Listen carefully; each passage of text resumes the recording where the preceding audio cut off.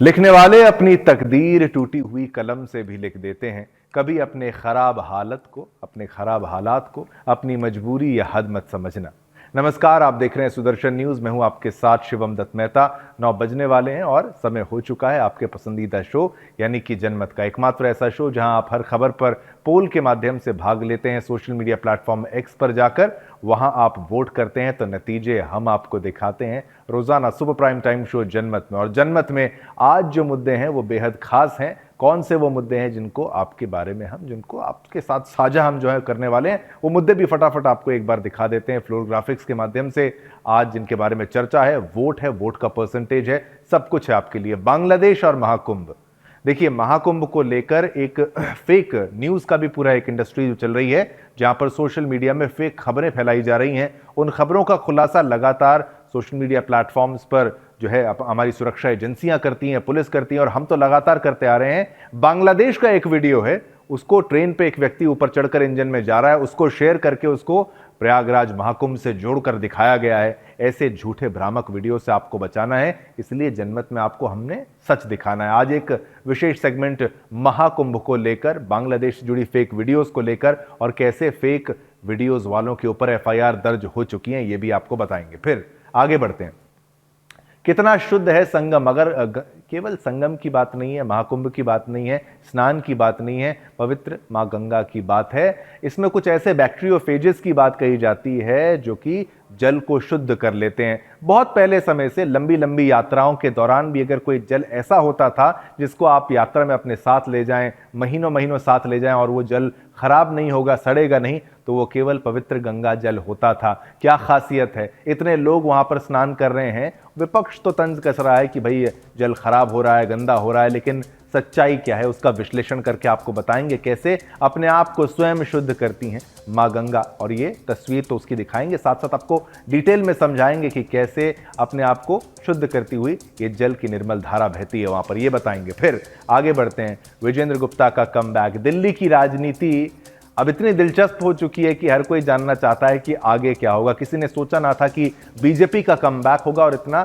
अच्छा शानदार कमबैक होगा। पीएम मोदी ने स्वयं ग्राउंड पर उतरकर जो मेहनत करी वो रंग लाई, और विजेंद्र गुप्ता वो व्यक्ति जिनको सोचिए एक बार बाहर निकाल दिया था, अब स्वयं आकर चेयर पर विराजमान है। इनके बारे में भी आपको बताएंगे, खबर भी समझाएंगे। फिर और देखिए, बिजली महादेव को लेकर भी क्या एक अपडेट है, एक सेगमेंट है, वो भी आपको हम बताएंगे। तमाम चीजें फ्लोर ग्राफिक्स के माध्यम से हमने आपको बताई, लेकिन शुरुआत करते हैं। आज प्रधानमंत्री कहाँ हैं? देखिए, प्रधानमंत्री नरेंद्र मोदी आज पहुंचे हैं असम के गुवाहाटी में, जहां पर एक शानदार भव्य कार्यक्रम में उन्होंने भाग लिया, जहां की जो झलक है वो देखते ही बनती थी। प्रधानमंत्री नरेंद्र मोदी असम के गुवाहाटी में सरुसजाई स्टेडियम में झुमोइर बिनांदिनी कार्यक्रम में उन्होंने आज भाग लिया। यहां पहुंचने पर प्रतिभागियों ने उनका भव्य स्वागत किया। जब वो पहुंचे थे, रोड शो की तस्वीरें भी हमने आपको दिखाई, लेकिन इस स्टेडियम में उनके साथ सीएम हेमंत बिस्वा शर्मा भी थे। अपने संबोधन की शुरुआत में नरेंद्र मोदी जी ने इस जबरदस्त तैयारी में चाय के बागानों की खुशबू और खूबसूरती है, और आप जानते हैं कि चाय की खुशबू और रंग को एक चाय बेचने वाले से बेहतर कौन जानता है, ऐसा कहकर संबोधित किया। देखिए, उन्होंने कहा कि जैसे आपका चाय बागान संस्कृति से एक विशेष रिश्ता है, वैसे ही मेरा भी चाय बागानों से एक विशेष रिश्ता है। जब आप सभी कलाकार इतनी बड़ी संख्या में झुमोर नृत्य प्रस्तुत करेंगे तो ये अपने आप में एक रिकॉर्ड बन रहा है, और रिकॉर्ड बन भी गया। ये बेहद खूबसूरत तस्वीरें शायद आपको किसी और चैनल में ना दिखाई गई हों, लेकिन हम आपको जनमत में अवश्य दिखाएंगे।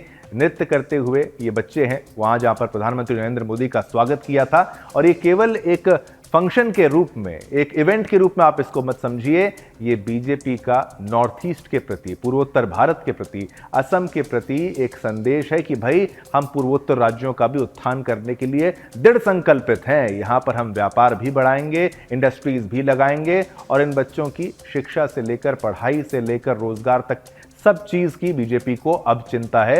ये पूर्वोत्तर के लिए एक अच्छा संकेत है, पूरे पूर्वोत्तर के लिए, पूरे नॉर्थ ईस्ट के लिए।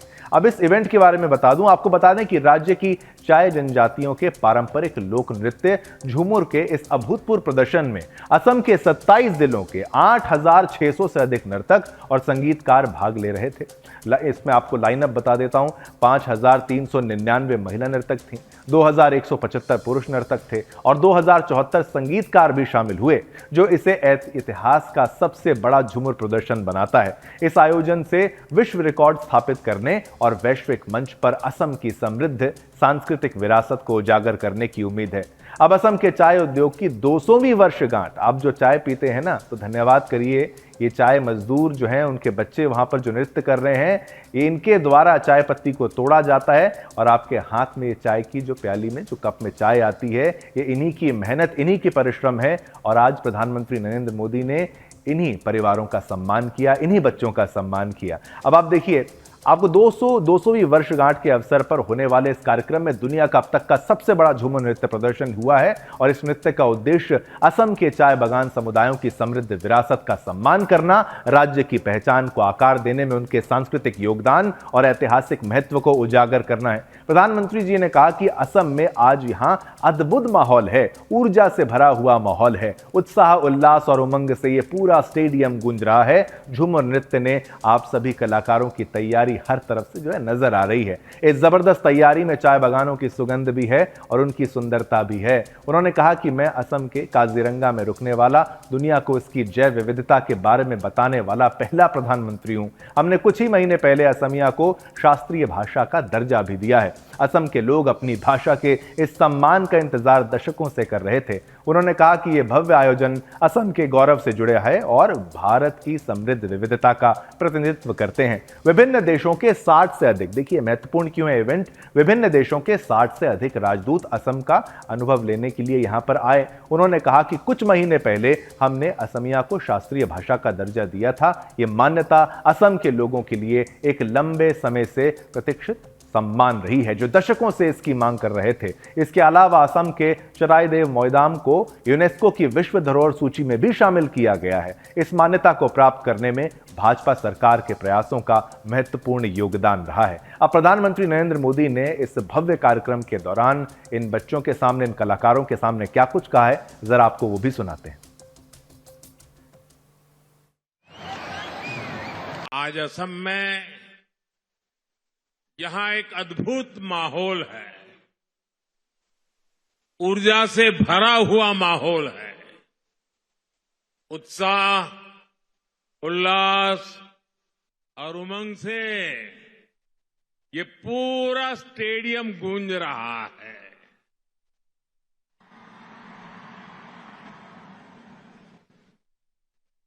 झूमर नृत्य के आप सभी कलाकारों की तैयारी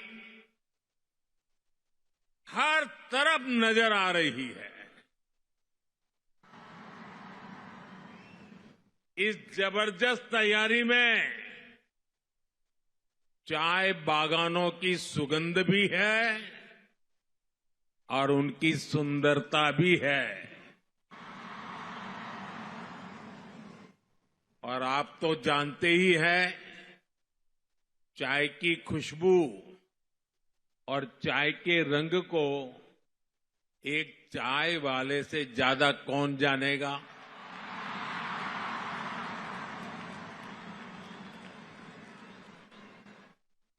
इसलिए झूमर और बागान संस्कृति से जैसे आपका खास रिश्ता है ना, वैसा मेरा भी।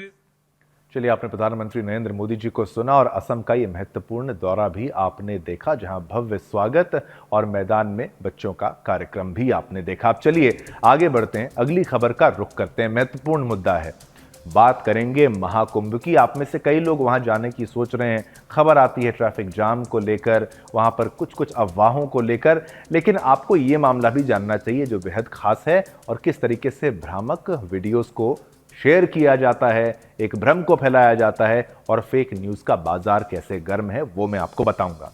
प्रयागराज में जारी भव्य और दिव्य महाकुंभ मेले के बीच कुछ असामाजिक तत्वों द्वारा अफवाहें फैलाने की घटनाएं सामने आ रही हैं। सोशल मीडिया पर फर्जी खबरों का सिलसिला थमने का नाम नहीं ले रहा। हाल ही में बांग्लादेश में शूट किए गए एक वीडियो को महाकुंभ से जोड़कर गलत तरीके से वायरल किया गया है। इस वीडियो में एक व्यक्ति चलती ट्रेन की छत पर लेटा हुआ नजर आया और इसे इस तरह प्रस्तुत किया गया कि मानो महाकुंभ जाने वाले श्रद्धालु ट्रेन की छतों पर बैठकर यात्रा करने को मजबूर हैं। ये वाली वीडियो आप देखिए, कुंभ जाने का लास्ट तरीका, ये इस तरीके के वीडियो शेयर किए गए हैं। जब ये मामला पुलिस के संज्ञान में आया तो तत्काल जांच कार्रवाई जो थी जांच की वो शुरू करवाई गई। कार्रवाई जब हुई, अब जांच में ये साफ हुआ है कि वीडियो महाकुंभ से संबंधित नहीं है, बल्कि वर्ष 2024 में एक भारतीय ब्लॉगर द्वारा बांग्लादेश में शूट किया गया था। इसके बावजूद सोशल मीडिया पर इसे भ्रामक तरीके से प्रस्तुत किया गया और इससे समाज में भ्रम की स्थिति उत्पन्न हो गई।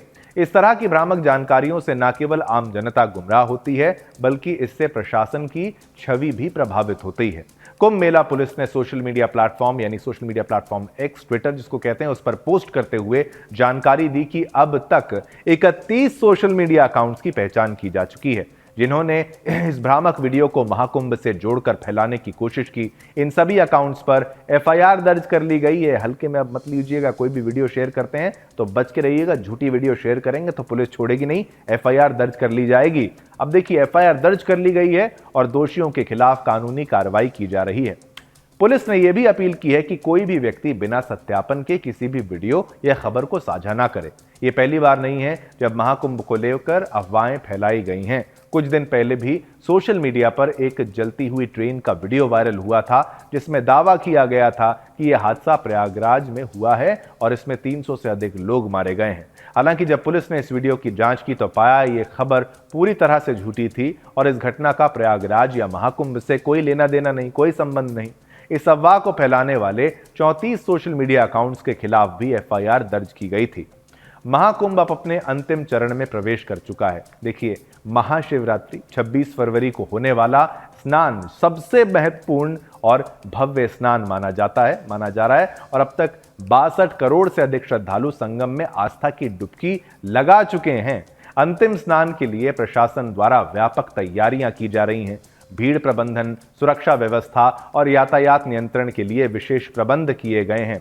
हजारों पुलिसकर्मी और स्वयंसेवक स्नान स्थल पर तैनात किए गए हैं ताकि श्रद्धालुओं को किसी भी प्रकार की असुविधा ना हो। ऐसे समय में जब पूरे देश में यानी पूरा देश जो महाकुंभ के इस पवित्र अवसर का साक्षी बन रहा है, कुछ लोग सोशल मीडिया पर झूठी खबरें फैलाकर माहौल बिगाड़ने का प्रयास कर रहे हैं। सोशल मीडिया का उपयोग करने वाले लोगों को सतर्क रहने की जरूरत है। किसी भी जानकारी को बिना जांचे परखे ना तो उस पर विश्वास करें और ना ही उसे आगे साझा करें। फर्जी खबरों को रोकने के लिए जागरूकता बहुत जरूरी है। तो महाकुंभ एक ऐतिहासिक और धार्मिक आयोजन है जिसमें देश विदेश से करोड़ों श्रद्धालु शामिल होते हैं। इसे सफल बनाने के लिए सभी को प्रशासन का सहयोग करना चाहिए और किसी भी तरह की अफवाहों से बचना चाहिए।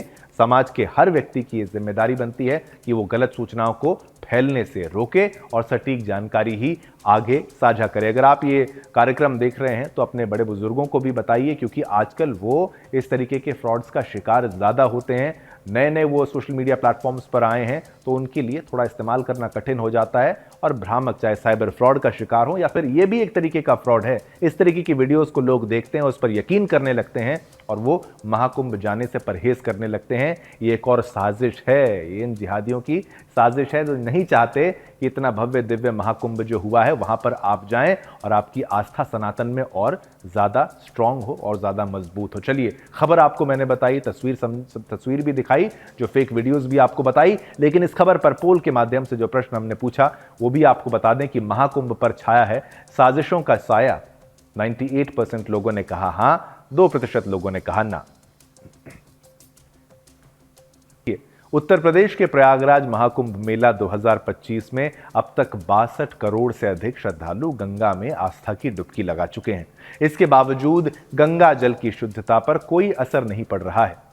देखिए, आपको बता दें कि missile man APJ Abdul Kalam के साथ वैज्ञानिक विमर्श करने वाले पद्मश्री वैज्ञानिक डॉक्टर अजय कुमार सोनकर ने अपनी प्रयोगशाला में यह सिद्ध कर दिया है कि गंगा का जल न केवल स्नान योग्य है बल्कि अल्कलाइन वाटर जैसा शुद्ध है। गंगा नदी के जल की शुद्धता पर सवाल उठाने वालों को देश के शीर्ष वैज्ञानिक ने अपनी प्रयोगशाला में झूठा साबित कर दिया है। उन्होंने अपने सामने गंगा जल लेकर प्रयोगशाला में जांचने की खुली चुनौती भी दी है। डॉक्टर सोनकर ने कहा है कि जिसे जरा भी संदेह हो वो मेरे सामने गंगा जल लेकर आए, गंगा जल ले और प्रयोगशाला में जांच कर संतुष्ट हो जाए। मोती उगाने की दुनिया में जापानी वर्चस्व को चुनौती देने वाले शीर्ष भारतीय वैज्ञानिक ने संगम और अरैल के साथ 1-2 नहीं बल्कि 5 घंटों से गंगा जल कलेक्ट किया है, 5 घाटों से कलेक्ट किया है। और देखिए, डॉक्टर सोनकर के लगातार 3 महीने के शोध में यह साबित किया गया है, कर लिया है कि गंगा जल सबसे शुद्ध है। यहां नहाने से किसी प्रकार का कोई नुकसान नहीं हो सकता है। प्रयोगशाला में इसकी शुद्धता की पूरी तरह से पुष्टि हो गई है। अब बैक्टीरियोफेज के कारण गंगा जल की अद्भुत स्वच्छता क्षमता हर तरह से बरकरार है। देखिए, देश के शीर्ष वैज्ञानिक डॉक्टर अजय कुमार सोनकर ने महाकुंभ नगर के संगम नोज और अरैल समेत अलग अलग 5 प्रमुख स्नान घाटों से खुद जाकर जल के नमूने इकट्ठे किए, यानी सैंपल्स इकट्ठा किए। इसके बाद उन्होंने अपनी प्रयोगशाला में सूक्ष्म परीक्षण के लिए रखा उनको।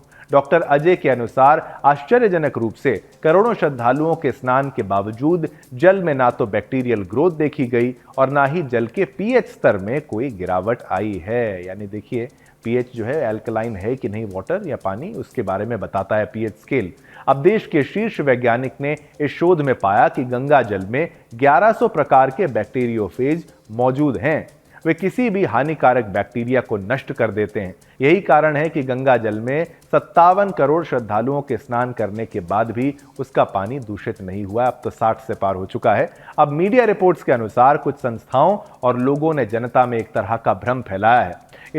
इसमें गंगा जल को आचमन और स्नान के लिए अयोग्य बताया गया था। वहीं डॉक्टर सोनकर के शोध ने इस दावे को पूरी तरह गलत साबित कर दिया। उन्होंने कहा कि गंगा जल की अम्लीयता यानी पीएच सामान्य से बेहतर है, उसमें किसी भी प्रकार की दुर्गंध या जीवाणु वृद्धि नहीं हो पाई है।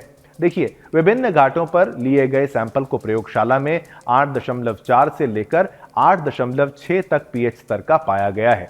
ये काफी बेहतर माना गया है। प्रयोगशाला में जल के नमूनों को 14 घंटों तक इंक्यूबेशन तापमान पर रखने के बाद भी उसमें किसी भी प्रकार की हानिकारक बैक्टीरिया की वृद्धि नहीं हुई। डॉक्टर सोनकर ने यह भी स्पष्ट किया कि गंगा का जल न केवल स्नान के लिए सुरक्षित है, बल्कि इसके संपर्क में आने से त्वचा संबंधी रोग भी नहीं होते। डॉक्टर अजय कुमार सोनकर का दावा है कि कोई भी व्यक्ति उनके साथ घाटों पर जाकर जल के नमूने इकट्ठा कर सकता है, प्रयोगशाला में उनकी शुद्धता की पुष्टि कर सकता है। महाकुंभ में 57 करोड़ से अधिक, मैंने कहा 60 पारी हो गए हैं, जो लोग हैं उन्होंने स्नान के बावजूद गंगा जल की अपनी प्राकृतिक शक्ति से जो है रोग मुक्त जो गंगा जल है वो बना हुआ है। लोग कितने भी आए स्नान करें।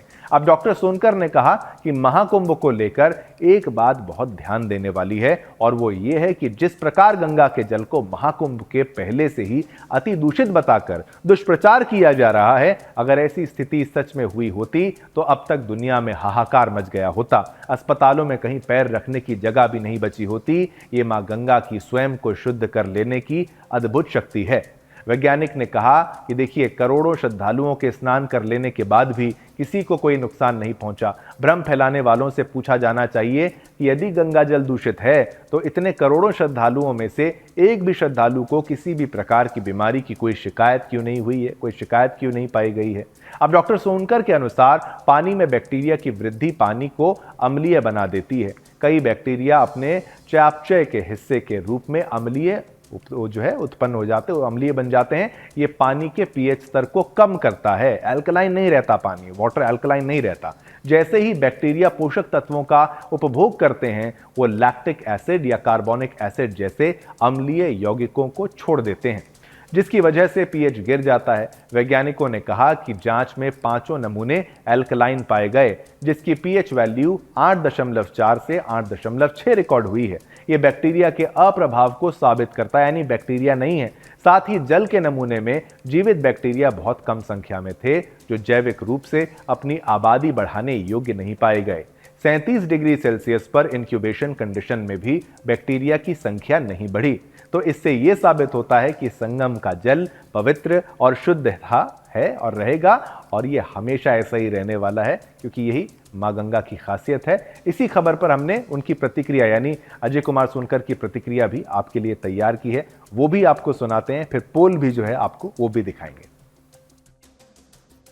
ये खबर मुझे भी मिली थी, तो मैंने मैं लगातार जब से कुंभ शुरू हुआ है जो है कुछ दिनों पर वाटर की सैंपलिंग कर रहा हूं, कई घाटों पर जाकर के वहां से पानी का स्पेसिमेन ला करके लैब में टेस्ट कर रहा हूं। तो आज तक मुझे इस तरह की बैक्टीरियल ग्रोथ जो कि रोगमय हो ये मुझे देखने को नहीं मिली। ये दावा कैसे कर रहे हैं? ये मैंने सैंपल जो है पानी का ला करके जो स्नान करने वाले घाट है वहां से ला करके मैंने एनालाइज किया। मैं भी आपको उसको डिमॉन्स्ट्रेट करके भी दिखा सकता हूं। और तो हुआ ये कि कल जब परसों ये रिपोर्ट आई तो कल शाम को मैंने जा करके संगम के जो नोज है वहां से और अरैल घाट के जगह से 5 घाटों से वाटर सैंपल लिए। चलिए, इस खबर पर भी हमने पोल के माध्यम से आपसे जो प्रश्न पूछा वो भी आपको दिखाते हैं। सनातन की तरह शुद्ध है संगम, हमने प्रश्न पूछा। 99% लोगों ने कहा हां, केवल 1% ने कहा ना। बहुमत, प्रचंड बहुमत मानता है कि सनातन की तरह शुद्ध है संगम।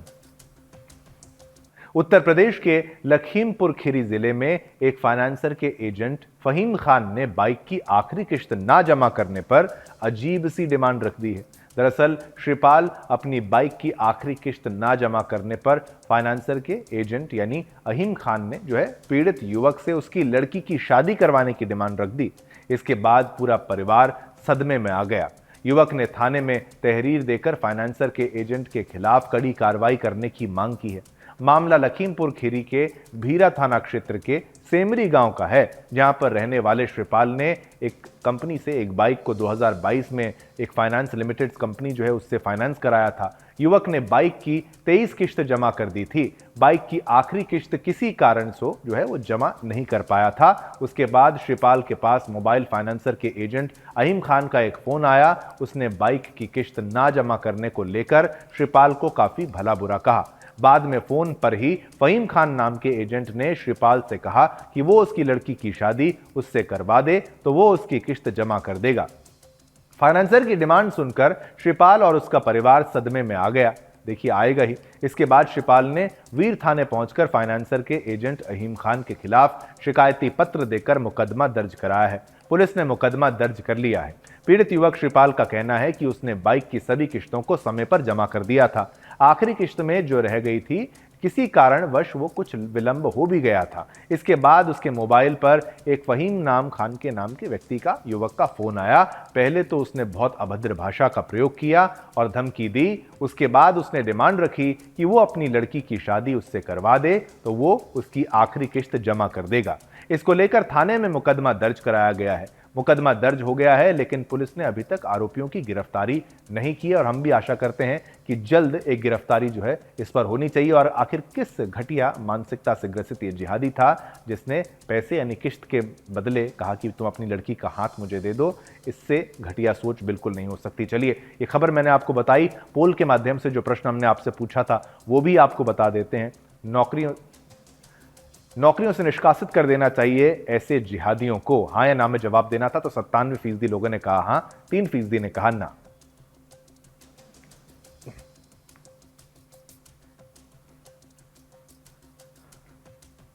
अब बात करेंगे दिल्ली की। दिल्ली में 27 साल बाद भारतीय जनता पार्टी की वापसी के साथ रेखा गुप्ता को मुख्यमंत्री बनाया गया है। इसके साथ ही परवेश वर्मा को डिप्टी सीएम पद की जिम्मेदारी संभालने को मिली। वहीं विजेंद्र गुप्ता को विधानसभा का स्पीकर बनाया गया है। बीजेपी ने इस फैसले के साथ ही एक कथन को सही साबित कर दिया है कि समय बड़ा बलवान होता है। विजेंद्र गुप्ता को कभी आपकी सरकार में दिल्ली विधानसभा से आप स्पीकर के कहने पर बाहर कर दिया गया था।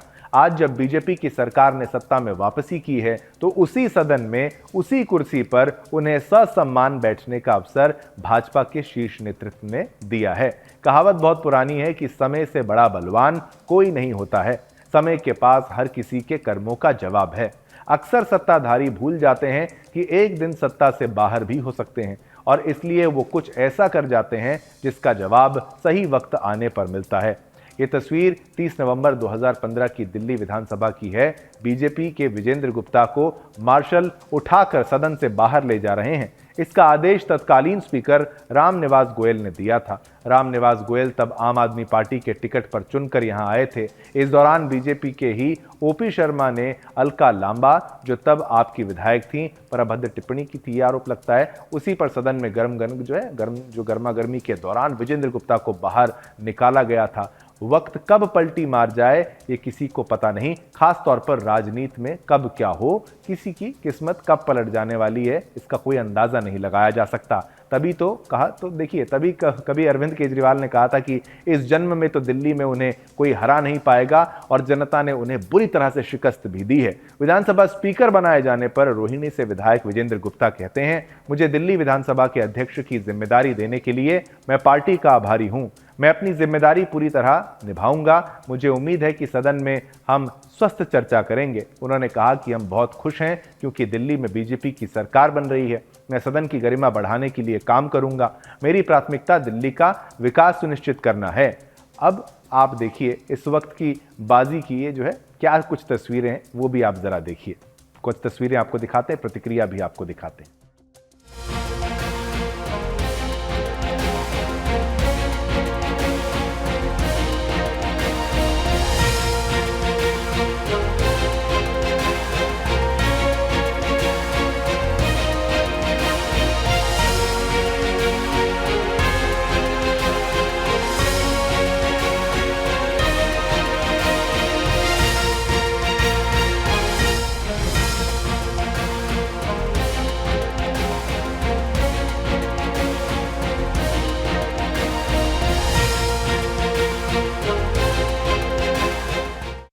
को इस सदन का अध्यक्ष निर्वाचित किया जाए।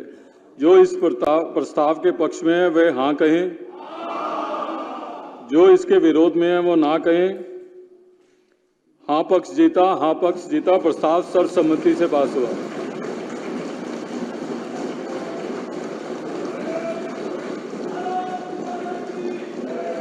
चूंकि ये पहला प्रस्ताव पास हो गया है, इसलिए नियम अनुसार अन्य प्रस्तावों को लाने की आवश्यकता नहीं है। अतः मुझे ये घोषणा करते हुए बहुत खुशी हो रही है कि श्री विजेंद्र गुप्ता जी नवगठित 8वीं विधानसभा के अध्यक्ष निर्वाचित हो गए।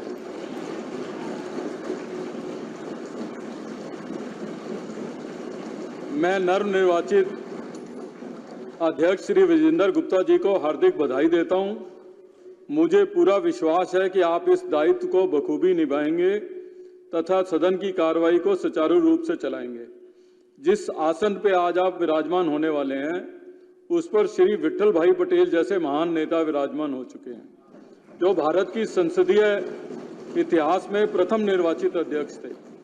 मुझे उम्मीद है कि आप सदन के नियमों का और परंपराओं का सम्मान करते हुए निष्पक्षता पूर्वक अपने कर्तव्य का पालन करेंगे। संघर्ष किए हैं विजेंद्र जी ने।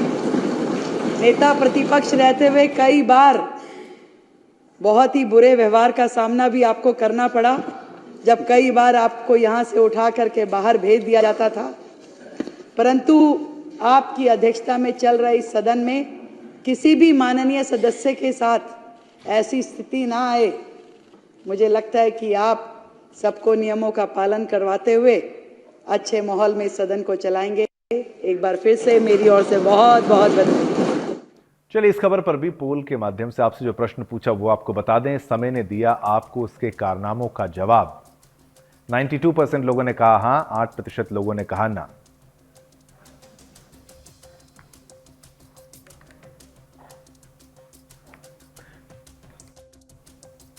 चलिए आगे बढ़ते हैं, अब अगली खबर का रुख करते हैं। देखिए, हिमाचल को देवभूमि यूं ही नहीं कहा जाता। इसके हर कण में दिव्यता और हर पर्वत में देवत्व का वास है। विशेष रूप से भगवान शिव जी से जुड़ी मान्यताएं हिमाचल को एक पवित्र तीर्थ के रूप में स्थापित करती हैं। इस प्रदेश में ऐसे कई स्थान हैं जहां शिव स्वयंभू रूप में प्रकट हुए हैं और शिवरात्रि का पर्व यहां विशेष श्रद्धा और उल्लास के साथ मनाया जाता है। शिमला के मध्य बाजार में स्थित एक प्राचीन शिव मंदिर इसका जीवंत प्रमाण है। कहा जाता है कि यहाँ स्थित शिवलिंग लगभग 400 साल पहले स्वयं प्रकट हुआ था और अंग्रेज अधिकारी भी यहाँ शीश नवाने आते थे। इसी तरह बल्दिया क्षेत्र में भी 2007 में शिवलिंग के प्रकट होने की बात कही जाती है। हिमाचल के अनेक कोनों में शिवजी के चमत्कारों की अनगिनत कथाएं जनमानस की आस्था को और गहरा करती हैं।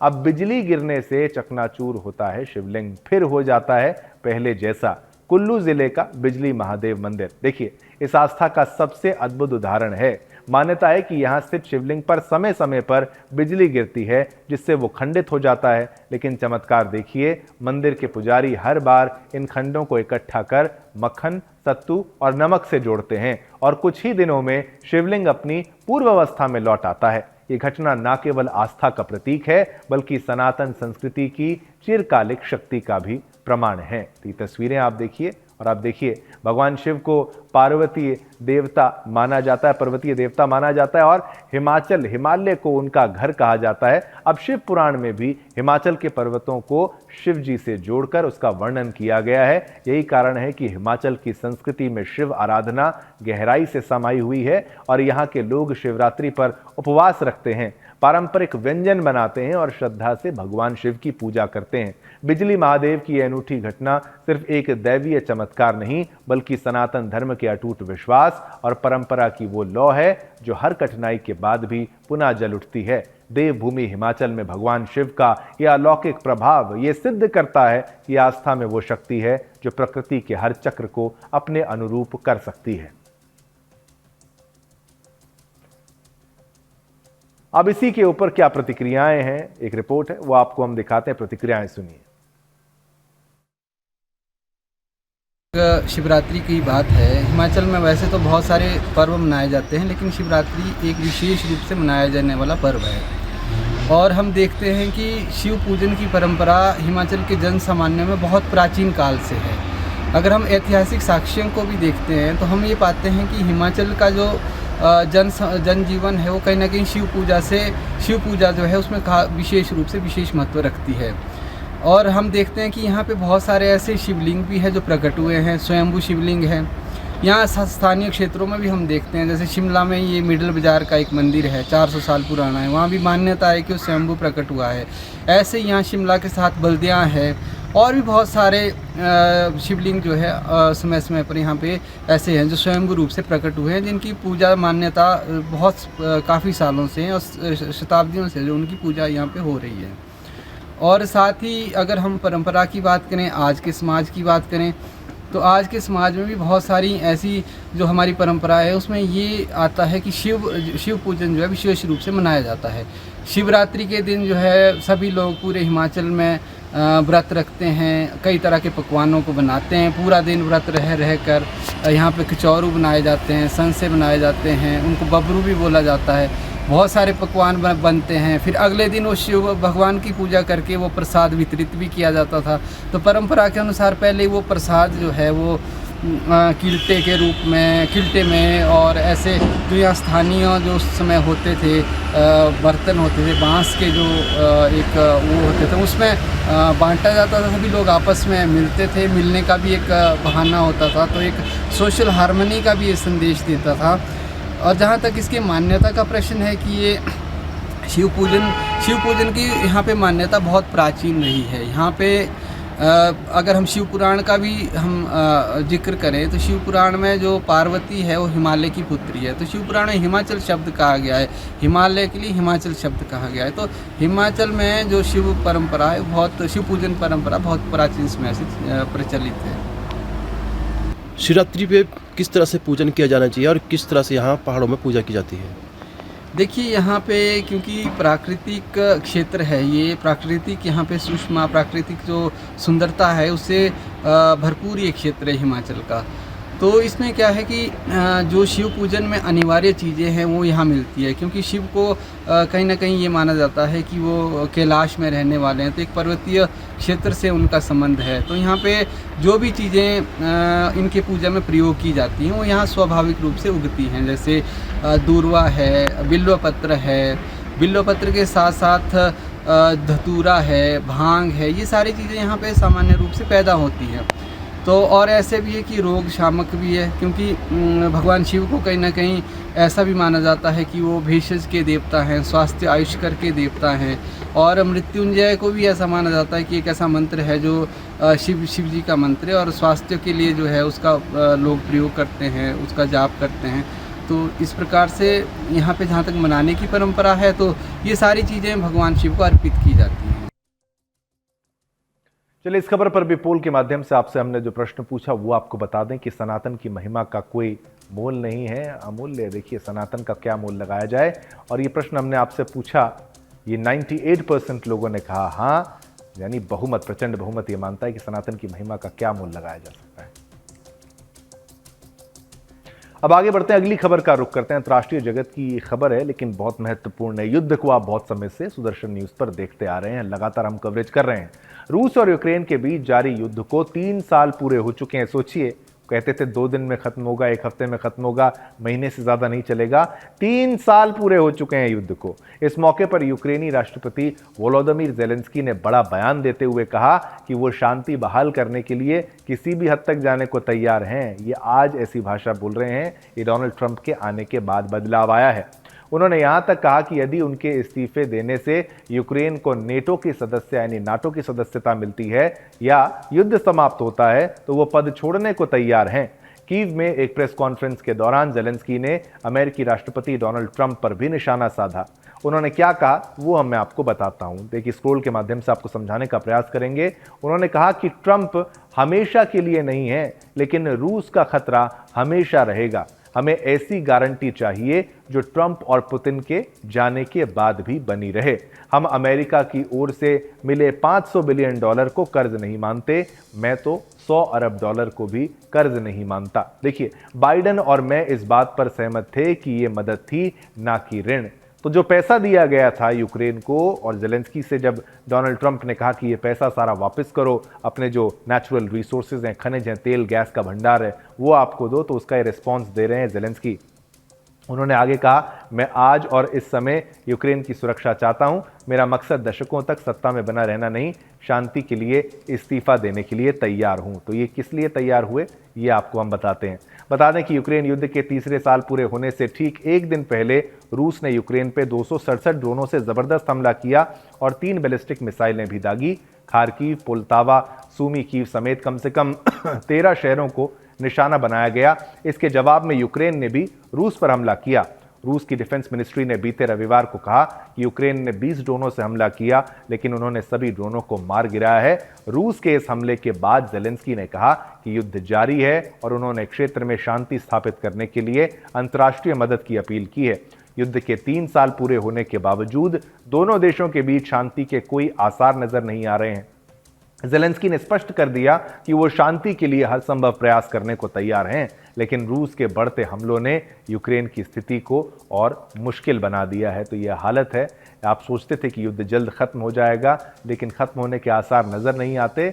और अब ज़ेलेंस्की कहते हैं कि नहीं, मैं तो जो है इस्तीफा दे दूंगा, अगर शांति के लिए इस्तीफा मुझे देना है तो दूंगा। लेकिन आप सोचिए, अब तक इसी व्यक्ति के कारण इतने लंबे समय तक यूक्रेन युद्ध की मार झेलता रहा। नाटो के एक तरीके से भुलेखे में वो आ गया।